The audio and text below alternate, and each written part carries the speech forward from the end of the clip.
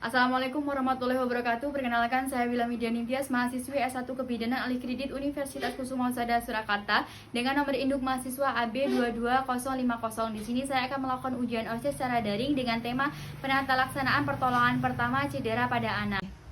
Perkenalkan Ibu, saya bidan yang bertugas pada pagi hari ini. Ada yang bisa saya bantu? Ini Bu, anak saya hidungnya kemasukan bunga petik Cina. Kok bisa Ibu? Baik Ibu, ini. jadi nanti saya akan melakukan penata laksanaan pertolongan pertama cedera pada anak ya Bu.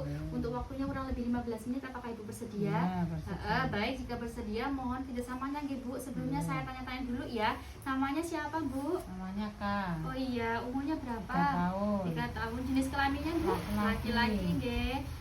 Baik, dari hasil pemeriksaan yang saya lakukan semua dalam batas normal ya, suhunya 37,0 derajat Celcius, nadinya 95 kali per menit dan respirasinya 24 kali per menit. Sebelumnya apakah Ibu sudah tahu tentang pertolongan pertama itu apa? Ya, belum. Belum ya. Belum. Jadi pertolongan pertama itu adalah pertolongan yang diberikan secara langsung ya Bu kepada orang yang terluka atau yang terkena penyakit. Pertolongan pertama ini biasanya tidak dilakukan kepada tenaga kesehatan dan menggunakan alat yang seadanya saja gitu ya Bu. Jadi ada beberapa ya Bu jenis cedera yang terjadi itu seperti kecelakaan, kemudian tersedak, kemudian kemasukan benda asing di bagian hidung atau telinganya, kemudian ada luka bakar. Apabila Ibu menemui kecelakaan itu, Ibu bisa lakukan satu, apabila dia jatuh kemudian memar, Ibu bisa lakukan pertolongan pertama dengan menggunakan air dingin atau air es untuk mengurangi lebamnya. Kemudian untuk pereda nyerinya Ibu bisa memberikan obat-obatan anti nyeri gitu ya Bu ya. Kemudian apabila dia terjadi luka di bagian atas kepala, di bagian telinga, kepala, itu Ibu bisa langsung pergi ke rumah sakit. Apabila terjadi luka, Ibu bisa bersihkan terlebih dahulu menggunakan cairan yang steril, kemudian Ibu bisa menghentikan pendarahannya dengan cara menutup luka itu, kemudian menekan bagian lukanya agar darahnya tidak keluar. Kemudian apabila terjadi patah tulang, Ibu sebelumnya periksa dulu area yang cedera itu, kemudian Ibu perban, Ibu tutupin, kemudian Ibu segera bawa ke rumah sakit yang terdekat gitu ya.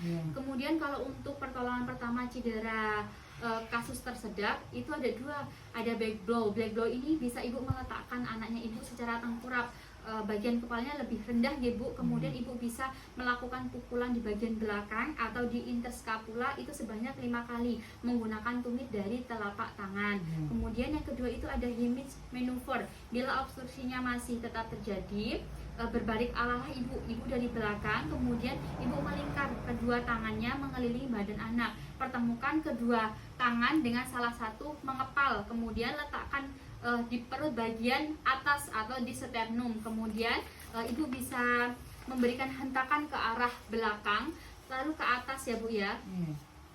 Kemudian lakukan sebanyak 5 kali. Apabila obstruksinya masih belum hilang, Ibu langsung bisa bawa ke rumah sakit gitu ya. Kemudian kalau kemasukan benda asing di bagian hidung, Ibu bisa melakukan pengambilan benda tersebut menggunakan benda tumpul. Apabila tidak bisa, Ibu bisa langsung pergi ke tenaga kesehatan atau ke rumah sakit terdekat gitu ya.